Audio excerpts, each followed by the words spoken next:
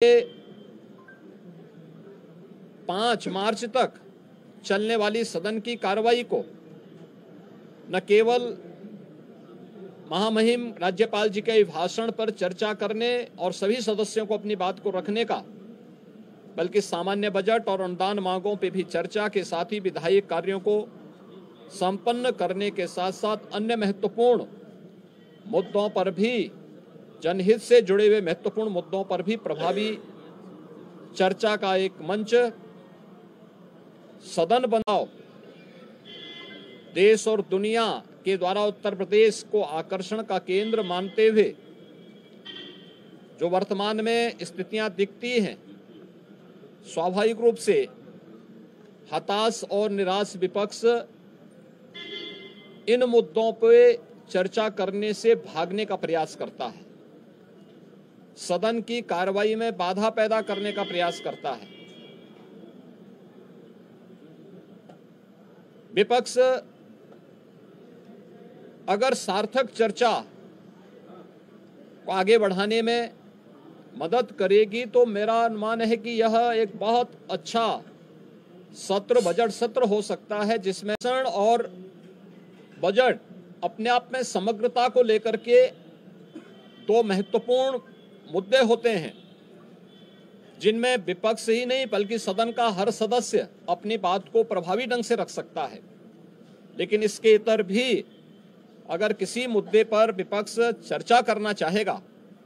सरकार उसका तथ्यात्मक जवाब देने के लिए पूरी तौर पर तैयार है। लेकिन हम चाहते हैं कि एक सार्थक चर्चा का मंच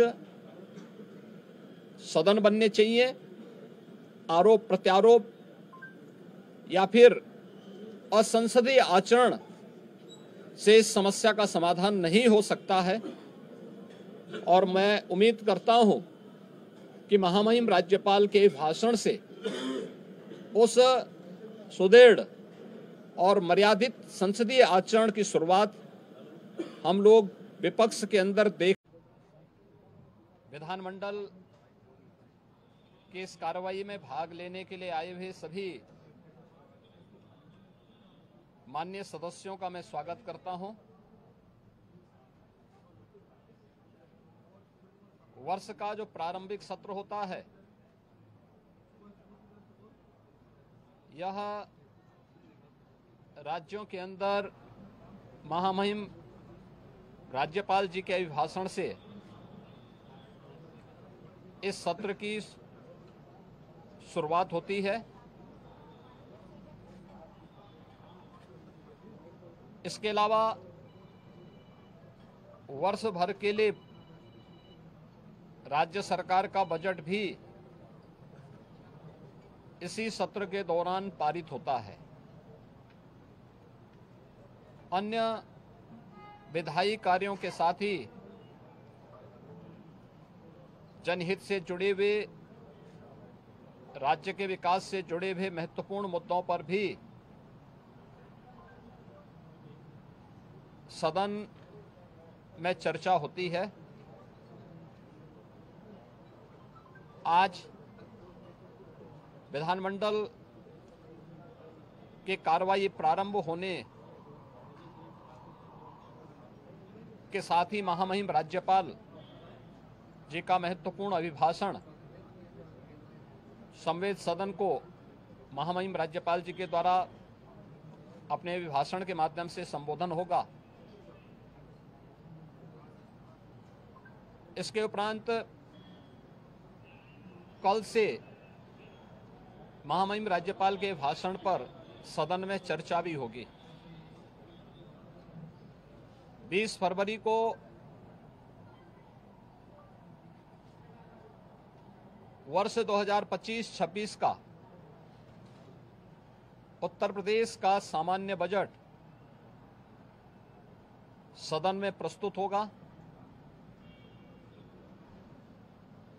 सदन 18 फरवरी से लेकर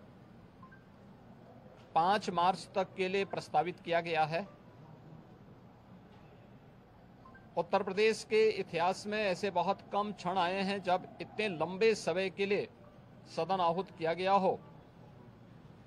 लेकिन सदन की कार्रवाई सुचारू रूप से संपन्न हो, यह केवल सत्ता पक्ष का ही दायित्व नहीं होता है, बल्कि विपक्ष का भी उतना ही महत्वपूर्ण दायित्व बनता है। सदन चर्चा परिचर्चा का एक मंच बने। उत्तर प्रदेश के विकास को लेकर के डबल इंजन की भारतीय जनता पार्टी की सरकार ने पिछले लगभग 8 वर्ष के अंदर जो प्रतिमान स्थापित किए हैं वह अभूतपूर्व है।